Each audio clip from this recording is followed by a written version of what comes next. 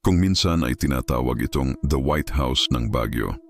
Isang lumang bahay na kahanga-hanga sa unang tingin. Nakatayo ito sa kahabaan ng Leonard Wood Road sa gitna ng malamig na simoy ng hangin at sa paligid ng mga matatayog na puno ng pino. Ngunit para sa mga taga roon, ang Laperal House ay higit pa sa isang antigong bahay. Ito ay isang tahanan ng mga alaala, mga sumpa at mga kaluluwang hindi na nakatawid. Noong unang beses na makita ito ni Mara, isang photojournalist na may hilig sa urban exploration, naakit siya sa ganda ng arkitektura. May mga intricately carved na bintana, kahoy na sahig na tila nagtatago ng mga lihim at hagdang may edad na higit 70 taon. Ngunit sa ilalim ng kanyang lente, may kakaibang liwanag na nakikita, parang mga aninong nagmamasid sa kanya mula sa mga kurtina. Ang ganda, pero parang may nanonood sa atin, bulong ng kanyang kaibigan na si Kevin habang kinukuhanan ng video ang paligid. Ayon sa mga lokal, itinayo raw ang bahay noong dekada 1920 ng pamilyang Laperal, isa sa mga kilalang pamilya sa Baguio noong panahon ng Amerikano. Subalit noong World War II, ginamit ito ng mga Hapon bilang himpilan at dito raw nangyari ang pinakamatitinding kalupitan. Sabi ng mga matatanda, may mga kasambahay at babae umanong pinatay sa loob ng bahay at ang ilan ay ibinaon mismo sa likod ng gusali. Mula noon, maraming nakapagsabi ng kababalaghan. May mga taxi driver daw na humihinto sa tapat ng bahay kahit walang pasahero. Ang iba, nakakakita ng batang babae na nakasilip sa bintana o babaeng nakaputi na biglang naglalaho sa gitna ng gabi. Ngunit para kay Mara, iyon ay isang perfect feature story, isang pagkakataon para mailathala ang true history sa likod ng bahay. Kaya't isang hapon ng Nobyembre, kasama si Kevin at dalawang kaibigan, nagpasya silang mag-overnight sa loob ng Laperal House. Kung may multo gusto kong makunan ng larawan, biro ni Mara, hawak ang kamera. Ngunit habang pumapasok sila sa loob, biglang lumamig ang paligid. At sa unang pag-apak ni Mara sa sahig, narinig nila ang isang tunog na parang mahinang iyak mula sa itaas ng hagdanan. Tahimik silang nagkatinginan. "Kevin, narinig mo yon?" tanong niya. Ngumiti si Kevin, pilit na tinatago ang kaba. "Oo, pero baka hangin lang." Ngunit sa sulok ng frame ng kanyang kamera, may isang batang babae na nakatayo at nakatingin mismo sa kanila. Kinabahan si Mara nang makita ang imahe sa likod ng viewfinder. Isang batang babae, nakaputi, mahaba ang buhok at walang ekspresyon sa mukha. Ngunit nang igalaw niya ang kamera, wala na ito. Akala niya ay epekto lang ng liwanag o alikabok, kaya't pinagsawalang bahala niya. "Baka lens flare lang," sabi ni Kevin habang inaayos ang tripod. Ngunit sa tono ng kanyang boses, halatang pinipilit lang niyang maging kalmado. Naglibot sila sa unang palapag. Ang amoy ng lumang kahoy at amag ay halatang hindi nawala sa paglipas ng panahon. Ang mga portrait ng pamilyang Laperal ay nakasabit pa rin sa dingding. Nakangiti sa mga larawan ngunit tila sumusunod sa bawat galaw nila. Habang nag-iikot, napansin ni Mara ang isang lumang larawan sa hagdanan. Isang batang babae na nakaupo sa duyan, may hawak na manika. Sa ibaba ng litrato, may maliit na label, Isabela Laperal, 1939, 1941. 41, panahon ng digmaan, sabi ni Mara. "Baka siya yung nakita mo kanina." Biro ni Kevin. Pero baka sa kanyang mukha ang kaba. Pag-akyat nila sa ikalawang palapag, mas lumamig pa ang hangin. Parang may humihinga sa paligid at ang bawat hakbang sa sahig ay may kaakibat na mahinang pagdaing. Sa dulo ng pasilyo may isang kwarto na bahagyang nakabukas. Dahan-dahan nila itong binuksan. Ang loob ay parang hindi nagalaw sa loob ng maraming dekada. May lumang kama, aparador at isang maliit na mesa na may luma ng hairbrush at manika. Ngunit ang kakaiba, may sariwang bulaklak sa ibabaw ng mesa. "Walang tao dito, di ba?" tanong ni Mara, nilingon ng kasama. Tumango si Kevin. "Wala, sarado lahat ng bintana kanina." Muli niyang tiningnan ang mesa at doon niya napansin ang isang lumang larawan na nakapatong sa tabi ng bulaklak. Isa iyong black and white photo ng 4 na batang babae. Isa sa kanila ay hawak ang manika at nakangiti. Pero sa gilid ng larawan, may isang aninong babae na nakatayo sa likod nila, halos hindi kita, pero malinaw ang mata, itim, malalim, nakatitig sa kamera. Bago pa niya masuri ng mabuti, biglang bumukas ng malakas ang bintana. Umihip ang malamig na hangin at nalaglag ang larawan sa sahig. Pagyuko ni Mara, may nakita siyang letra sa likod ng lumang litrato.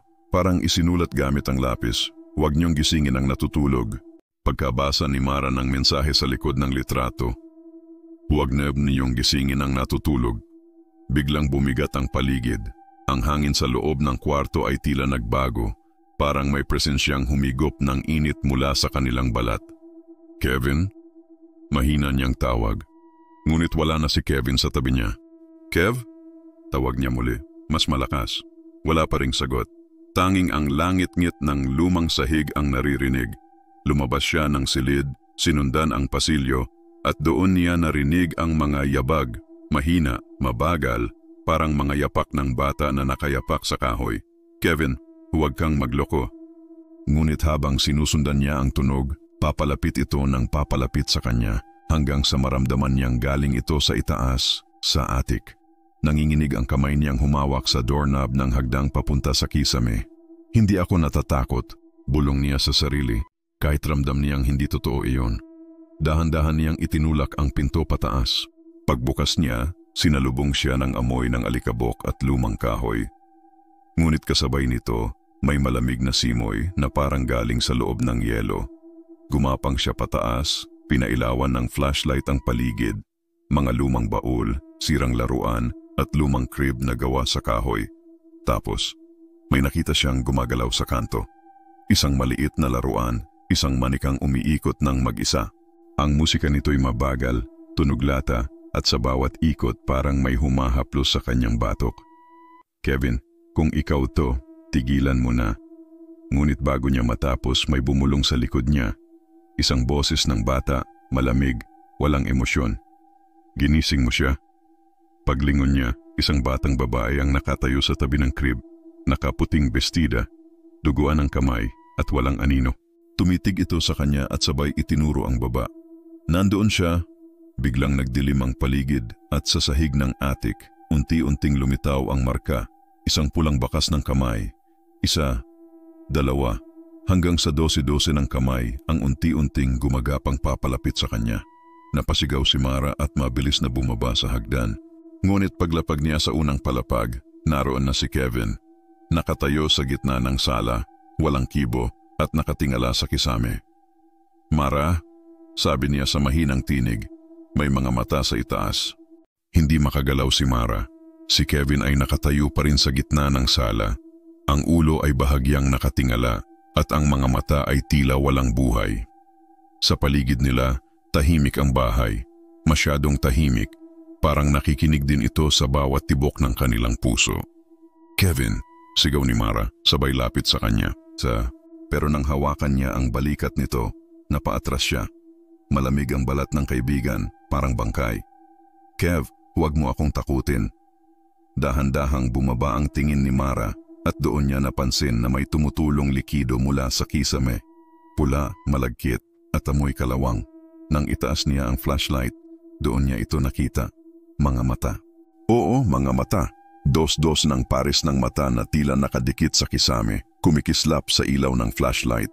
Ang ilan ay nakapikit, ang iba'y nakatitig sa kanya. Sa bawat galaw niya, sinusundan siya ng mga ito, parang mga kaluluwang nakakulong sa loob ng lumang bahay.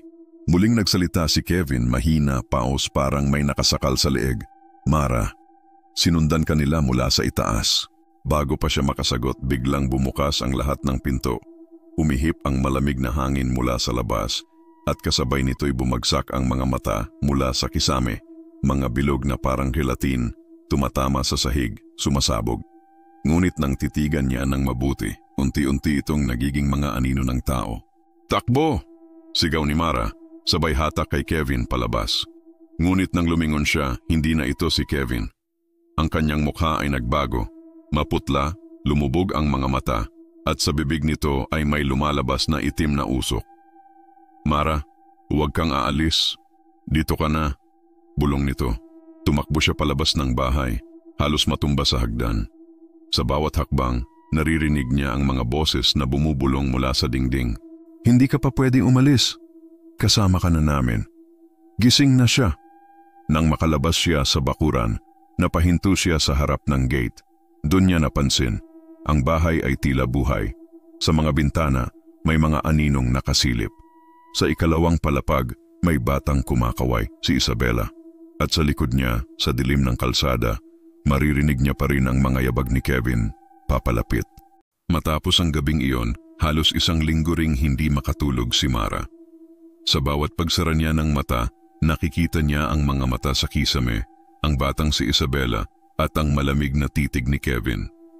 Hindi na niya ito muling nakita mula ng gabing iyon. Pinilit niyang kumbinsihin ang sarili na guni-guni lang ang lahat. Ngunit nang ipasuri niya ang mga litrato sa kanyang kamera, natigilan siya. Lahat ng kuha sa loob ng bahay ay puro maayos, maliban sa isa. Isang litrato ng sala kung saan nakatayo si Kevin sa gitna. Sa unang tingin, normal lang ito. Pero nang palakihin niya, makikita sa likod ng imahe ni Kevin ang 12-12 ng mukha, maputla, lumulubog, at ang ilan ay walang mata. Hindi pwedeng totoo to, bulong niya habang nanginginig ang kamay. Sinubukan niyang tawagan si Kevin, pero hindi na sumasagot ang numero. Nang tinungo niya ang inuupahan nitong apartment sa Session Road, sabi ng caretaker, "Umalis na siya, miss.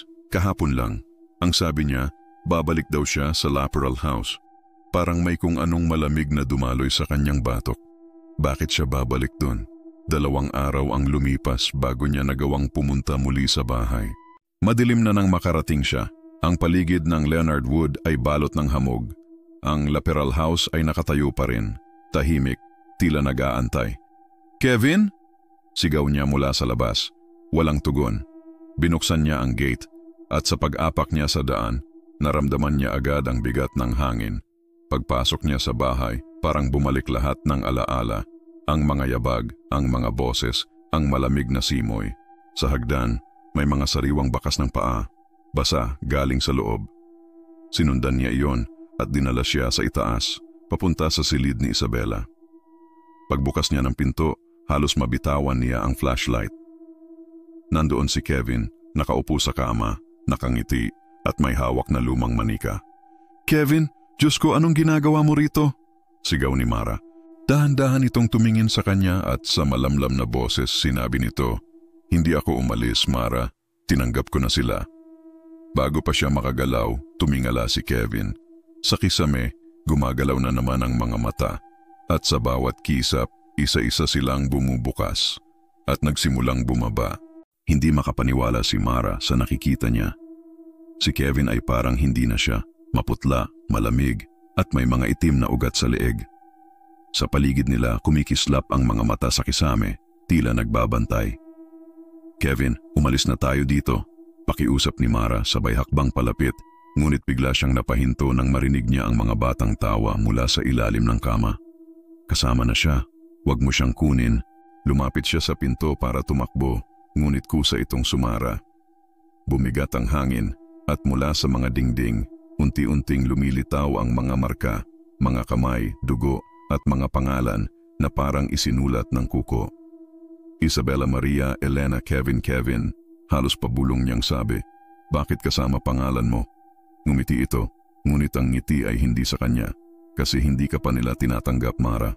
Bigla siyang sinunggaban ni Kevin, malamig ang kamay na humawak sa kanyang braso.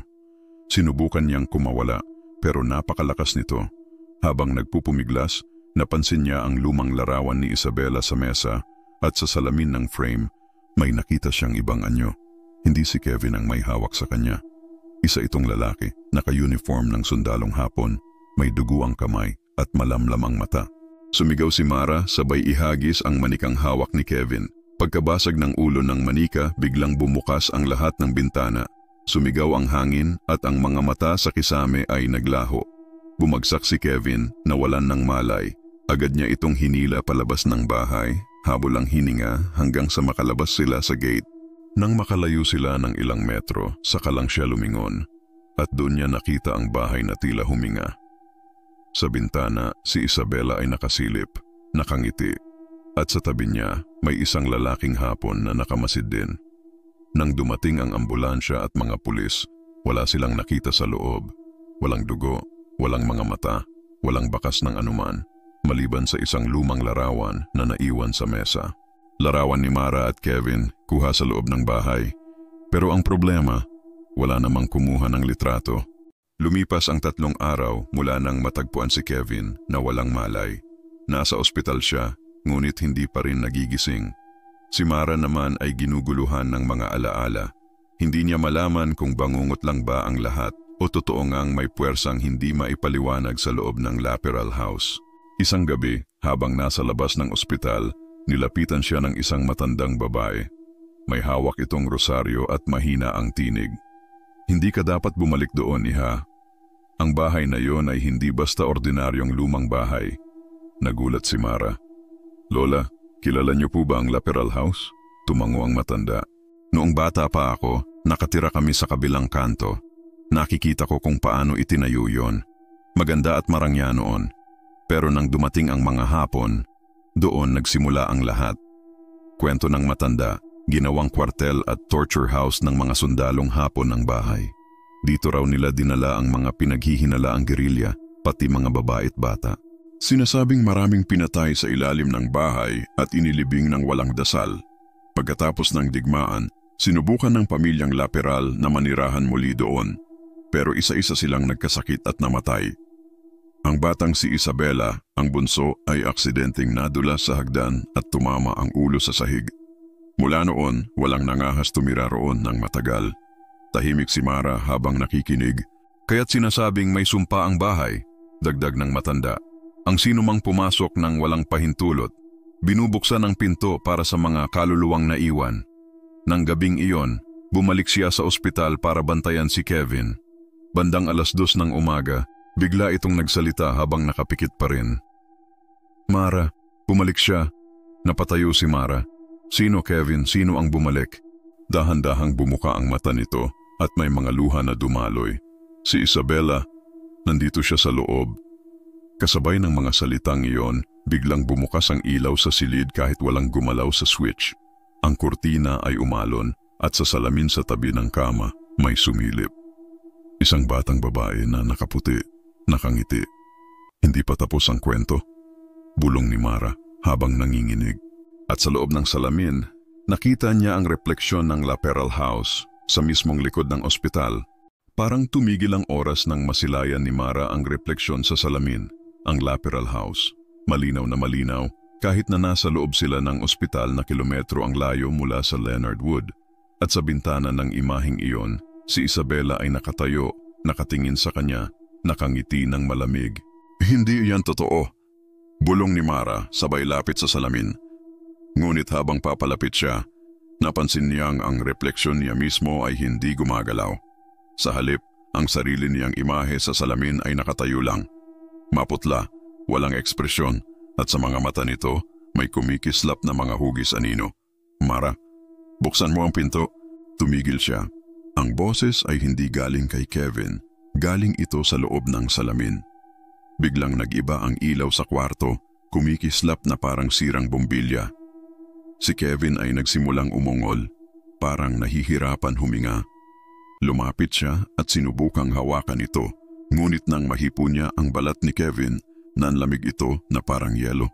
Kev, gisingin mo ko, lumaban ka, sigaw niya, nanginginig ang boses. Bumukas ang bibig ni Kevin, pero ibang boses ang lumabas, boses ng bata. Binalikan mo ako, Mara, hindi mo ba naaalala? Umatras siya. Anong sinasabi mo? At sa salamin, unti-unting lumabo ang imahe ng bahay, napalitan ng tagpo mula sa nakaraan. Nakita niya ang sarili niya, batang-bata, siguro 8 taong gulang, nakatayo sa labas ng Laperal House kasama ang isang batang babae na nakaputi. Huwag mo akong iiwan, Mara, sabi ng batang si Isabela. Babalikan kita, sagot ng batang Mara sa refleksyon.